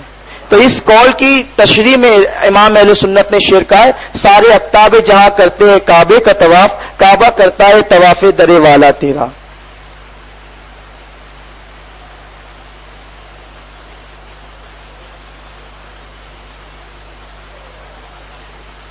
سوال، لوگ دیکھیے ایک ایسا سوال لکھتے ہیں، اردو بھی صحیح سے نہیں لکھ پاتے ہیں، تکلیف ہوتی ہے کہ دور میں عورتیں جاتی ہے قرآن شریف سننے کے لیے، لیکن وہ جو دور کرتی ہے وہ رسول اللہ صلی اللہ علیہ وسلم کی شان میں گستاخی بھی کرتی ہے، یا رسول اللہ کہنے سے منع کرتی ہے، تو ایسی مجلس میں جانا کیسا؟ جواب عنایت فرمائیں۔ تو تفصیل کے ساتھ وہ جواب چاہتے ہیں، تو میں یہ کہتا ہوں کہ جو لوگ رسول اللہ کی گستاخی کریں تو ان سے قرآن مقدس بھی سننا جائز نہیں، کیونکہ میرے پاس اس کا بھی حوالہ ہے۔ امام محمد ابن سیرین ایک بہت بڑے بزرگ گزرے ہیں، اور یہ بڑے اپنے جلیل القدر اپنے وقت کے بزرگ ہیں۔ ایک بدعتی آیا اور اس نے کہا کہ میں آپ کو جو ہے وہ کچھ حدیث سناتا ہوں، تو آپ نے فرمایا مجھے تجھ سے نہیں سننا ہے۔ پھر کہا کہ نہیں آپ مجھ سے قرآن کی چند آیتیں سن لیجئے، تو فرمایا مجھے وہ بھی تجھ سے نہیں سننا ہے، تو یہاں سے چلا جا۔ وہ اٹھ کر کے چلا گیا، تو جو لوگ بیٹھے ہوئے تھے کہا حضور حدیث اگر وہ سناتا تو اس میں شک تھا کہ وہ اپنی طرف سے کچھ الفاظ ملا دیتا، لیکن قرآن کی آیت میں تو کچھ ملاوٹ کر ہی نہیں سکتا تھا، پھر آپ نے اس سے قرآن کیوں نہیں سنا؟ تو امام محمد ابن سیرین نے فرمایا اگر میں قرآن سن لیتا اور وہ اچھا پڑھتا تو اس کے لیے میرے دل میں محبت پیدا ہوتی، اور جب بدعتی کی محبت دل میں پیدا ہوتی تو اسلام کی محبت دل سے نکل جاتی، اس لیے میں نے اس سے قرآن بھی سننا گوارا نہیں کیا۔ تو اس لیے اگر کوئی رسول اللہ کی شان میں گستاخی کرتا ہے تو ایسے سے قرآن مقدس بھی سننے سے پرہیز کیا گیا ہے۔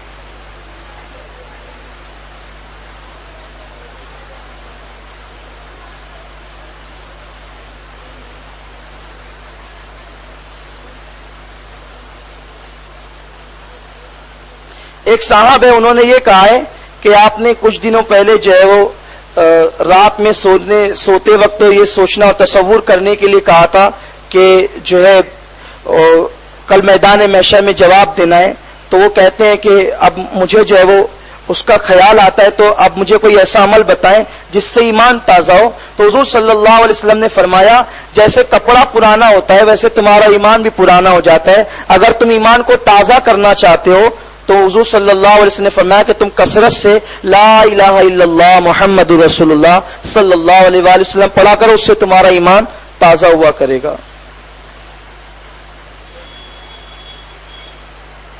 ایک مسلمان اگر دوسرے مسلمان سے بات بند کرے تو اس کو کافر کہا جاتا ہے، تو بان کرے تو اسے کافر کہا جاتا ہے، تو اس کے ساتھ رہنا یہ کیسا ہے؟ بھائی کوئی مسلمان اگر کسی دوسرے مسلمان سے بات بند کرے تو بات بند کرنے کی بنیاد پر وہ کافر نہیں ہوتا۔ اگر آپ نے کسی مسلمان کو کافر کہا تو میرے آقا فرماتے ہیں کفر لوٹتا ہے، اگر وہ کافر نہیں ہے تو کہنے والا کافر ہو جائے گا، تو ایسی بات نہیں ہے۔ لوگوں کو چاہیے کہ وہ ایک دوسرے کو یعنی کہ بغیر کسی تحقیق کے کافر کہنے میں احتیاط کرے، جب تک کہ تحقیق نہ ہو جائے کافر نہ کہیں۔ حضرت علی فرماتے ہیں آسمان کے اوپر سے زمین پہ گرنا میرے لیے آسان ہے، مگر کسی مسلمان کو کافر کرنا میرے لیے بڑا مشکل کام ہے، کیونکہ کسی مسلمان کو زبردستی کافر نہیں کہہ سکتے، ہاں اور جو کافر ہو اسے مسلمان بھی نہیں کہہ سکتے۔ تو اس لیے اگر کسی نے گستاخی نہیں کی، کوئی ضروریات دین کا انکار نہیں کیا تو زبردستی اسے کافر نہ کہا جائے۔ البتہ اگر کسی نے کسی سے بات بند کر دی ہے تو میرے آقا صلی اللہ علیہ وسلم فرماتے ہیں ایک مسلمان اگر دوسرے مسلمان سے بات چیت بند کر دے اور 3 دن ہو جائے تو اللہ تبارک و تعالی نہ ان کی نمازیں قبول فرماتا ہے نہ ان کی دعا قبول فرماتا ہے۔ حضرت یہ 4 امام حق پر تھے، ان کے ماننے والے بہت سارے گمراہی میں ہیں۔ دیکھیے ایسا ہے کہ ہدایت اور گمراہی جو ہے وہ اللہ کی طرف سے ہے، جسے اللہ گمراہ کر دے اسے کوئی ہدایت نہیں دے سکتا، اور جسے اللہ ہدایت دے اسے کوئی گمراہ نہیں کر سکتا۔ اگر کوئی کسی امام کو ماننے کی بات کرتا ہے اور اگر وہ گمراہی پر ہے تو ایسی صورت میں جو ہے وہ ہم کیا کہہ سکتے ہیں؟ تو اللہ تبارک و تعالی جسے ایمان کی دولت دے اس سے کوئی چھین نہیں سکتا۔ قرآن شریف میں نقش نالین شریف رکھ سکتے ہیں یا نہیں؟ معاذ اللہ ثم معاذ اللہ، قرآن مقدس کے اندر نالین شریف کا نقش نہیں رکھ سکتے، اس سے بچنا چاہیے۔ نالین شریف حضور صلی اللہ علیہ وسلم کی جو جوتیاں مبارک ہے اس کا عکس ہوتا ہے، تو اسے قرآن مقدس میں کیوں کر رکھ سکتے ہیں؟ تو یہ اس طرح ایسا نہیں ہونا چاہیے۔ نماز تراویح پڑھ رہے ہیں، اس درمیان میں سجدہ آیا، اب باہر کے لوگ نے بھی سن لیا تو کیا ان کو بھی سجدہ ادا کرنا ہوگا؟ سجدے سے مراد اگر سجدہ آیت سجدہ ہے، جن جن لوگوں نے آیت سجدہ سنی ہے ان لوگوں پر سجدہ تلاوت لازم ہے۔ البتہ اگر ریڈیو ٹی وی پر اور جو ہے وہ ریکارڈنگ میں اگر آپ نے آیت سجدہ سنی تو اس پر جو ہے وہ سجدہ تلاوت آپ کو نہیں کرنا ہوگا.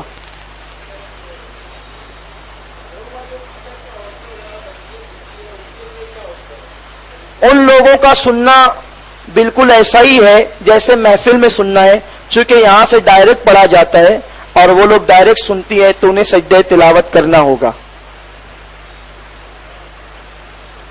شبینہ تراویح 2 دن 3 دن اور 6 دن پڑھ سکتے ہیں یا نہیں، حدیث کی روشنی میں بیان کیجیے. دیکھیے ایسا ہے کہ رسول پاک صلی اللہ علیہ وسلم نے فرمایا کہ 3 دن سے کم میں قرآن مقدس ختم نہ کیا جائے. اور جو 6 دن کی جو تراویح ہوتی ہے پہلے روزے سے چھٹے شب تک کے، اس میں ایک خرابی یہ نظر آتی ہے کہ عوام کا یہ ذہن بنتا ہے کہ قرآن شریف ختم ہو گیا مطلب تراویح ختم ہو گئی، حالانکہ چاند دکھنے سے تراویح شروع ہوتی ہے اور چاند دکھنے پر تراویح ختم ہوتی ہے. تو تراویح پڑھنا سنت ہے. اب اس میں جو ہے وہ قرآن شریف پڑھا جا رہا ہے، اس میں ختم کرنا وہ بھی سنت ہے. تو ایسی صورت میں اگر آپ یہ سمجھتے ہیں کہ قرآن شریف ہم نے 6 دن میں ختم کر لیا تب ہم چھٹے ہو گئے، اب کاروبار کرو گھومو پھرو، اب ہمیں کوئی پوچھنے والا نہیں، ہم تو پڑھ ہی چکے ہیں، تو یہ چیز غلط ہے، یہ مناسب نہیں ہے. اس کی وجہ سے اتنے سارے لوگ کی تراویح چھوٹتی ہے، اس کا ذمہ دار کون ہے؟ اس لیے لوگوں کو چاہیے کہ جب تک کہ شوال کا چاند نظر نہ آئے وہ ہر دن تراویح پڑھیں. اگر کسی نے جان بوجھ کر تراویح چھوڑ دیا تو وہ گنہگار ہوگا. حدیث شریف میں صبح کا سونا روزی کو روکتا ہے، تو جس کی ڈیوٹی رات میں اگر وہ صبح سوتا ہے تو اس کے لیے کیا حکم ہے؟ یہ صبح کے سونے سے مراد، اچھا سوال ہے، صبح کے سونے سے مراد یہ ہے کہ کوئی فجر کی نماز کو چھوڑ کر سوتا پڑا رہے. اگر رات ڈیوٹی والا فجر پڑھ کر اگر سو جاتا ہے تو انشاءاللہ اس کے رزق میں کوئی کمی نہیں آئے گی.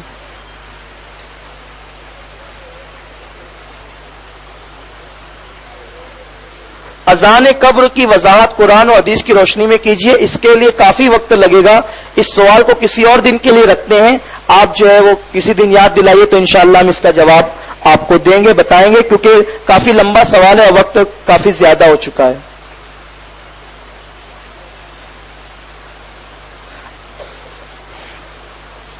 کوئی عورت اگر نماز میں قرات و تکبیر زور سے پڑھے اور دوسری عورت نماز میں قرات وغیرہ نہیں پڑھ سکتی تو کیا اس عورت کے ساتھ نماز ہو جائے گی؟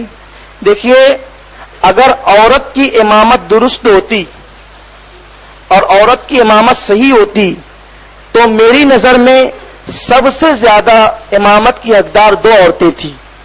ایک تو ماں عائشہ صدیقہ علم کی وجہ سے، اور ایک تو سیدہ فاطمہ الزہرا تقوی اور پرہیزگاری کی وجہ سے. مگر ان عورتوں نے کبھی امامت نہیں فرمائی. بلکہ آپ کو حیرت ہوگی کہ اللہ کے رسول صلی اللہ علیہ وسلم کو ایک مرتبہ بتایا گیا کہ عائشہ اتنی زور سے ہماری ماں قرآن پڑھ رہی تھی کہ باہر آواز آ رہی تھی. تو میرے آقا نے فرمایا، اے عائشہ، عورت کی آواز بھی عورت ہے، اتنی بلند آواز سے عورت کو تلاوت کرنا جائز نہیں کہ اس کی آواز کر کے باہر چلی جائے. تب مجھے بتاؤ کہ جب اماں عائشہ صدیقہ کو خیر القرون میں اتنی بلند آواز سے تلاوت کرنا منع کر دیا گیا تو آج کے دور میں عورتوں کو امامت کی اجازت کیسے دی جا سکتی ہے؟ مگر مجھے میں سمجھ نہیں پا رہا ہوں کہ لوگوں کو کیا ہو گیا ہے کہ اب لوگ عورتوں کو امام بنانا چاہ رہے ہیں، اور عورتوں کو امام بنانے میں صدہا خرابیاں ہیں. دیکھیے، عورت کو امامت کا حق نہ دے کر، یعنی عورت کو امامت سے منع کر کر، حضور صلی اللہ علیہ وسلم نے عورت کو بہت ساری مصیبتوں سے اور بے حیائیوں سے بچا لیا ہے. کیونکہ عورت پر ایک ایسی کیفیت طاری ہوتی ہے جو اس کیفیت کو عورت اپنے شوہر سے بھی چھپانا چاہتی ہے.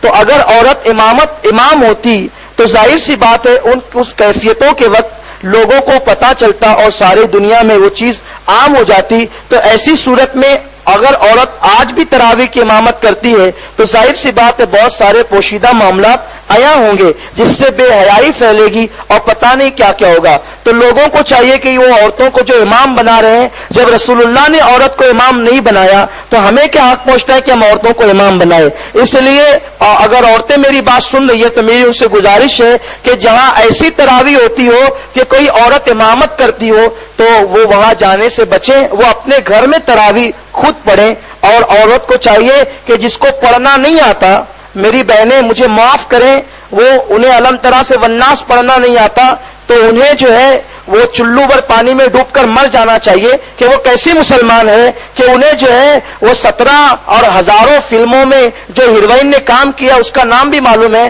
اس کے باپ دادا کا نام بھی معلوم ہے، ہیرو کا نام بھی معلوم ہے اور ڈاکوؤں کے نام بھی معلوم ہے. اتنا سب کچھ انہیں حفظ کرنا آ جاتا ہے اور قرآن شریف یاد کرنے کے لیے ان کے پاس وقت نہیں ہے. 10 صورتیں وہ یاد نہیں کر سکتی. مجھے ان پہ حیرت ہے. انہیں چاہیے کہ وہ اپنی آخرت کا سوچیں. اگر وہ روزانہ ایک صورت یاد کرے تو 10 دن کے اندر وہ علم طرح سے والناس یاد کر لیں گی. اور ہر مسلمان مرد اور عورت پر تو اتنا فرض ہے کہ وہ جتنا اس کے لیے ضروری ہے اتنا علم حاصل کرے، اس پہ فرض ہے. اگر اس نے ایسا نہیں کیا تو کل میدان محشر میں اسے بغیر حساب و کتاب جہنم میں ڈال دیا جائے گا. تو ہماری بہنیں جتنی پابندی کے ساتھ جو ہے وہ سیریل دیکھتی ہیں، اگر اتنی پابندی کے ساتھ وہ نماز روزے کے مسائل یاد کریں تو مردوں سے زیادہ مسائل وہ یاد کر سکتی ہے. میری بہنوں، تم بھی ایک عورت ہو اور ماں عائشہ صدیقہ بھی ایک عورت تھی. وہ ایسی خاتون تھی کہ ان کے پاس صحابہ کرام مسئلہ پوچھنے کے لیے آتے تھے. یعنی اگر عورت محنت کرے تو وہ اتنا علم حاصل کر سکتی ہے کہ اس کے پاس جو ہے وہ مرد اس کے علم سے فائدہ اٹھا سکتے ہیں. تو مجھے بہت حیرت اور افسوس کی بات ہے. اور کل کی مائیں تو اپنے بچوں کو ضروریات دین اور ضروریات زندگی کے مسائل ماں سکھاتی تھی. بچوں کو مدرسے میں یہ باتیں نہیں سکھائی جاتی تھی، یہ ساری چیزیں ماں سکھاتی تھی. آج کی ماؤں کو نہیں معلوم، انہیں نماز پڑھنا نہیں آتا، بچوں کو نماز پڑھنا کیسے سکھائے گی. بابا فرید کی ماں نے بابا فرید کو نمازی بنایا، غوث پاک کی ماں نے غوث پاک کو نمازی بنایا، غریب نواز کی ماں نے غریب نواز کو نمازی بنایا. اور امام حسین کو جو سجدے کا شوق ملا ہے نہ وہ کسی مدرسے سے ملا ہے نہ کسی خانقاہ سے ملا ہے، ان کی ماں سیدہ فاطمہ سے ملا ہے. تو ماؤں کو یہ کردار اختیار کرنا چاہیے. تو عورتوں کو چاہیے کہ وہ تعلیم حاصل کرے.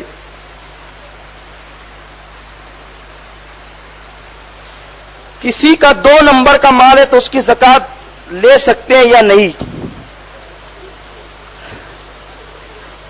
اب اس کا جواب میں جو دوں تو پھر اس پہ بات کا بتنگڑ ہوگا. اتنا جواب دیتا ہوں، سمجھ لیں. پیشاب سے ناپاک کپڑا دھونے سے کپڑا پاک نہیں ہو سکتا. بات سمجھ گئے؟ اگر آپ پیشاب سے ناپاک کپڑے کو دھوئیں تو ناپاک کپڑا پاک نہیں ہو سکتا. اب آپ اس پر سمجھ لیں کہ میں کہنا کیا چاہتا ہوں. اصل یہی ہوا ہے کہ اکثر جو جوابات دینے والے علماء ہوئے ہیں ان کے سر پہ بڑے ہتھوڑے برسے.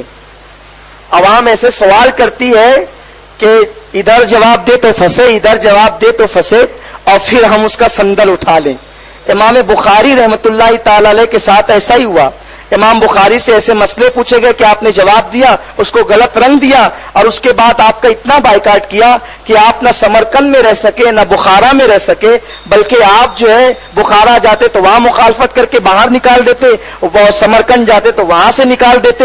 آخر کار امام بخاری سمرقند اور بخارا کے درمیان آئے اور دعا کی، مولا میرے لیے اتنی بڑی زمین جب تنگ ہو چکی ہے تو مجھے موت عطا فرما دے تاکہ میں زمین کے اندر چلا جاؤں. اور امام بخاری کی اسی حالت میں جو ہے وہ آپ نے پردہ فرمایا اور آپ کا مزار وہیں بنا. پھر اللہ نے اس قوم کو جنہوں نے شرارت کی تھی، مسائل پوچھ کر انہیں پھنسانے کی کوشش کی تھی، اللہ نے اس قوم پر قحط سالی نازل فرمائی. اور پھر ایک بزرگ نے آ کر کہا کہ اس وقت تک تم پر بارش نہیں برسے گی جب تک کہ تم بخاری کے آستانے پر جا کر دعا نہ کرو گے. پھر لوگوں نے جا کر وہاں دعا کی اور بارش برسی. میرے بھائی، مجھ سے آپ میرے ساتھ ایسا نہ کریں. میں آپ کی خیر خواہی کے لیے یہاں کھڑا رہتا ہوں اور میں بہت بڑا عالم نہیں ہوں، میں تھوڑا بہت جانتا ہوں. میں چاہتا ہوں کہ میرے پاس جو تھوڑا بہت ہے اس سے وہ آپ تک پہنچا دوں تاکہ قیامت کے دن میں اللہ کی بارگاہ میں پہنچوں تو میں خیانت کی حیثیت سے کہ اللہ نے جو علم دیا اس کا خیانت یا چھپانے والے کی حیثیت سے میں نہ پہنچوں، بلکہ اللہ کے بندوں تک علم پہنچانے والے اور خدمت کرنے والے میرا شمار ہو جائے۔ تو آپ مجھے کسی ایسے امتحان میں نہ ڈالیں جس کی وجہ سے میں بھی مصیبت میں پڑوں اور آپ بھی، تو آپ ایسا ہی مسئلہ پوچھیں جس میں آپ کی بھی عافیت ہو اور میری بھی عافیت۔ یہ آخری سوال ہے،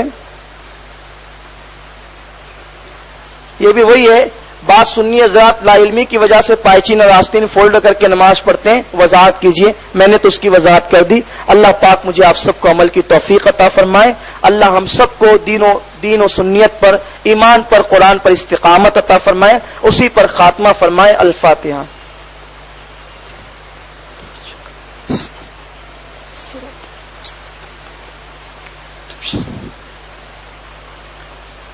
ان اللہ وملائکتہ یصلون علی النبی یا ایھا الذین آمنوا صلوا علیہ وسلموا تسلیما۔